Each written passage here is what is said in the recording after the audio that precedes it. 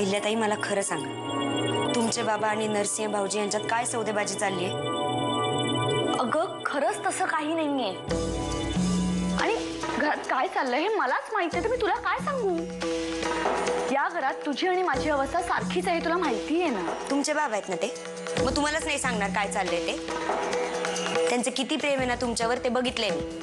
काय चाललंय ते सांगा, माझ्यापासून काही लपवू नका अहिल्याताई. हॉटेलच्या व्यवहारातून तुला बाहेर काढण्यासाठी भाऊजी खूप मोठं कारस्थान रचतायत.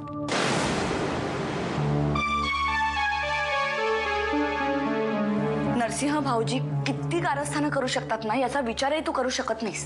हॉटेलमधल्या प्रत्येक पार्टनरला हॉटेल उभारण्यासाठी जे काही भांडवल काढावं लागेल ना, ते तुझ्याकडे आणि परशु भाऊजींकडे नसेल, हे त्यांना चांगलंच माहिती आहे. आणि जर का ती रक्कम वाढवली तर तुला सहज बाजूला काढता येईल, आणि त्यासाठीच ते माझ्या बाबांकडे गेले होते. मला त्यावेळी तुझी काळजी होतीच. हा, मी बाबांना हेही म्हटलं की जर का तुम्ही भाऊजींना मदत केली तर तुझ्यावर अन्याय होईल.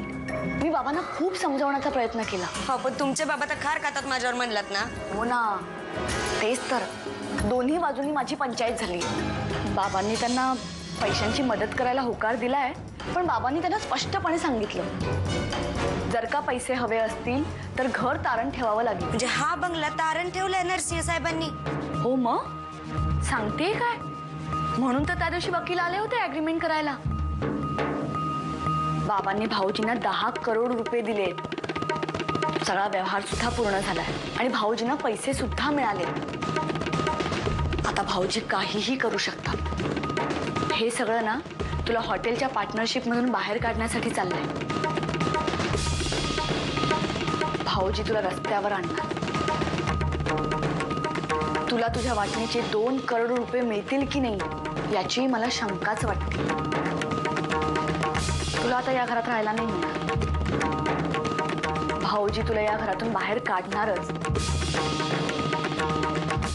ते सुगंधानं सह्या केल्या नाही त्यामुळे कामं आडून राहिली असतील ना. विनाकारण खोळंबा झाला असेल म्हणून म्हटलं जरा नरसिंहरावांची भेट घ्यावी, आपली काही खारुताईची मदत होती का पाहावी म्हणून म्हणलं. त्या संदर्भात तुम्ही काय करणार आहात? सुगंधाने जर सह्या केला तर काम मार्गी लागेल ना. माझं ऐकेल ती. 4 करोड जर तिला मिळाले ना, झकत सह्या करेल बघा. माझ्याकडे लागले. तुमची शपथ खरं. अग्निश मारुतराव मला म्हणाले की त्यांच्यासाठी सुद्धा हा नियम नवीनच आहे. त्यांनी ते पहिल्यांदाच पाहिलं होतं काहीतरी. ॲडव्होकेट गंधांनी परस्पर टाकला म्हणे. आता परस्पर कसा टाकते? मारुतराव म्हणाले त्यांची जी लॉ फर्म आहे त्यांचा तसा नियमच आहे म्हणे ॲग्रीमेंट करताना. आय डोंट अंडरस्टँड दिस. बाकनीस त्यांच्या लॉ फर्म मध्ये जाऊन असा नियम खरोखरीच आहे का? कशा पद्धतीने हा वापरतात याची काही माहिती आपल्याला मिळू शकेल का? आपण काढू शकू का?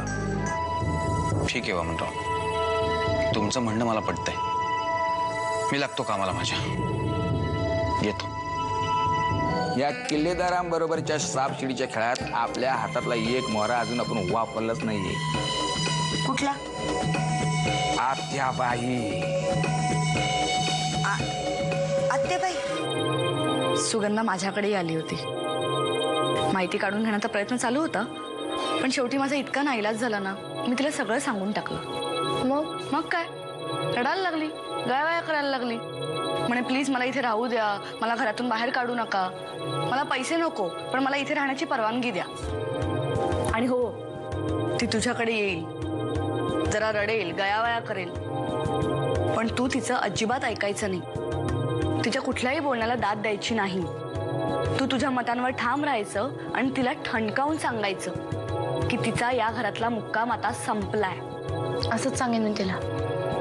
तुला येऊ देत माझ्याकडे, मग बघते मी. तुम्ही काळजी करू नका, मला पटतंय तुमचं म्हणणं. येते मी.